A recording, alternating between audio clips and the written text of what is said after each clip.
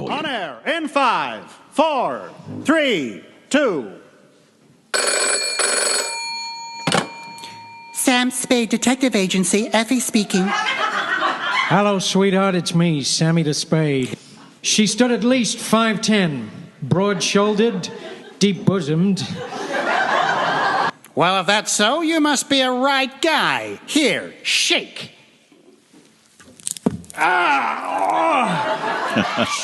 That's how they were done back in the 1930s, 40s and 50s. It's great radio, it really is. Comedy legend Michael Veitch, along with Simon Oates, are reviving that golden era from the 1940s on the wireless.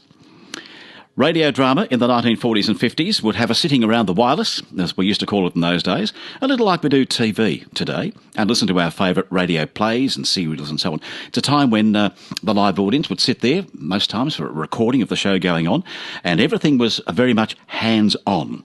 Mystery in the Air is heading to the Yarragon Public Hall. It's all part of the West Gippsland Performing Arts down there.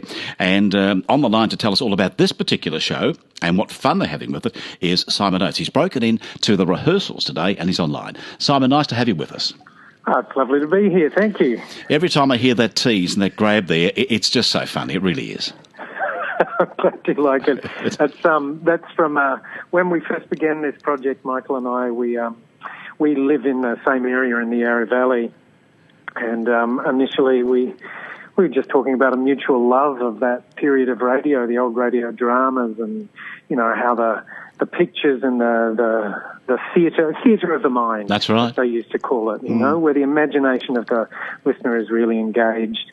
And so initially we put it together as a show that we did in just a couple of local cafes there, and the bit of audio that you played was from one of those very early shows, actually. So I love the way you've since then. I love the way you got the sound effects going and breaking up the branches and things. It's just so funny. And of course, that's how it was done in those days. Yes, live in the studio. Yeah. And it's been a fascinating part of the process is researching how they made the sound effects for all these wonderful old things, you know, the old wind machines, which are a wooden barrel with a piece of canvas stretched over it that you turn, that they would use for the sound of a storm at sea, or for Superman flying, or things like laser guns in the early sci-fis were made by using a slinky. If you can imagine that, with a foam cup inserted into the slinky. So. You know, geniuses at the time who would find ways to make these sounds and bring the drama to life. And, of course, walking on sand and so on, you have, I suppose, a plate and walk on bits of dirt or something, would you? Yes, we have an old-style gravel box. Have you really? Yeah, we've got a tray with gravel in it. Let's see if we can get this. Oh. Did you get that one? Yes, I did. Yes. We've got gravel boxes. We've got slapstick. Oh. For the sound of fighting, kazoos. And this all developed out of the backyard up at the Yarra Valley.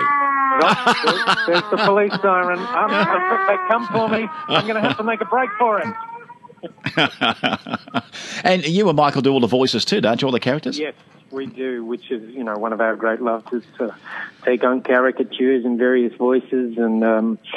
so it's been a wonderful thing to take these old plays and the two plays in the show that we're bringing to Yarragon, original 1940s dramas. We've doctored them a bit, but you know, they've dated so nicely. A lot of the humour comes from the way that an old horror or sci-fi dates. You know, the way that they were pictured. So what are the two you're presenting? So the two that we're presenting are the Mask of the Medusa, which is an old, originally Peter Lorre wax museum murder mystery horror. Right. And a very early episode of Flash Gordon. Oh, really? Flash Gordon? As well. Yeah. Gee, that'd be good. Flash Gordon's deep space drama. Wow. And, you know, the kind of sexual politics and racial politics of the time. They've certainly dated, but so we've treated them fairly lightly. A few of the old ads, you know, for the fact that Camel cigarettes used to be recommended by doctors. That's right. This kind of thing. Yeah. all a lot of fun. But underneath those plays too, the way that we've written it now is that you've got two levels of story. One is those fabulous old plays, which are a delight in and of themselves, but then we have a story going on between these two presenters. One, played by Michael Veitch, is the kind of old guard. He writes the plays and he's a great aficionado of the style. And I play the new kid on the block who's a bit more, flash of a substance. and then so there's an underlying conflict playing out between these two as they attempt to keep the drama on the rails. So that's part of the fun of it. What type of an audience do you get there? Is it people in our age group? Is it younger kids? What? Well, I mean, it very certainly, there's definitely a big hit of nostalgia for an older audience, but it's a comedy, it's really about two egos battling it out on stage, which I think appeals to pretty much anyone. And there's a lot of slapstick and euphemistic comedy and... Yeah. That sort of thing. Well, I think you go through something like 50 voices, if I remember correctly, and about 100 sound effects. So you've got a full-time job there doing this, haven't you? Yeah, we might have exaggerated that a little bit. But that's all in good fun. Well, radio's for imagination, isn't it? So It is. Just got to imagine. There's enough different voices and enough wacky sound effects to please anyone. And to bring these things back to stage and let people see how it really was. And I can recall, way back in I'm 70 years of age, so I grew up with all of this. And you go into some of the studios in Melbourne and sit there in an audience and see all this being done. And it was just something very, very, very different in the day. And, of course, then television came along. It spoiled the whole lot of it. It took it away in the 1960s.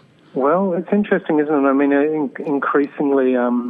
I have two young kids and they don't watch a lot of television because I'm concerned for them developing their imagination. There you are. And the television really does it all for you. You're such a passive watcher, whereas in the theatre of the mind, effortlessly, it's pleasurable, but the audience is reaching forward, is the way I see it, filling their mind with the visuals that are suggested by the script. A lot of my work is also as a performance storyteller. Yes, I noticed that. Yes, you do a lot of that work, don't you? A lot of teaching work too. I do. I also teach storytelling in organisations, particularly for non-profit organisations, and just using the power of story and sparking the imagination of the listener. And so I'm very passionate about this, about leaving space for the audience to come in and play. I listened to one or two of your stories online the other day, and I only go about a minute and a half, but very, very interesting. And you're telling it there, and it's conjuring up thoughts in my mind as you're doing it. Yes, yeah. And that's all the aim is, isn't it? Yeah, that's the beauty of it. You've got a seminar coming up too, haven't you? A seminar very shortly? I'm teaching a number of seminars. Yeah. Was one in Melbourne I was reading? Yes, I was teaching a seminar that was probably a few weeks ago. I thought you had another one coming up in November or something. In November, yes, I'm doing some open seminars for non-profit organisations around storytelling for use in fundraising and the like. That's what I was reading, yeah. It's online there, so if listeners want to get hold of that, they can go online and go to your site. And absolutely. They can have a look at that too. Well, you're down at Yarragon, 7:30 next week, the 14th of September. It's going to be a hoot, so I invite all of my listeners to go down and see this and see how a radio play used to be done and have a bit of fun with these two gentlemen. Great to talk to you, Simon. Thank you very, very much for your time. Go back to rehearsals now, otherwise Michael will sack you. Yes, he might. He's looking for a reason. Is he? Well, just another couple of sound effects, you'll be right. A slap and a bang, you'll be right. Take care, pal. You too. Okay, bye-bye. Thanks a lot. See ya. It's going to be a lot of fun, so keep it in mind, please. Down at the Yarragon Hall. It's down there because the West Gippsland Arts Centre is being revamped at the stage and remodelled. It'll open again at the end of the year. But in the meantime, they're using various venues around Gippsland at the Yarragon Hall. You can go online to the West Gippsland Centre, though, and book through them. Tickets are $20 to $32, and it's called Mystery in the Air, starring Michael Veitch and Simon Oates. A real hoot.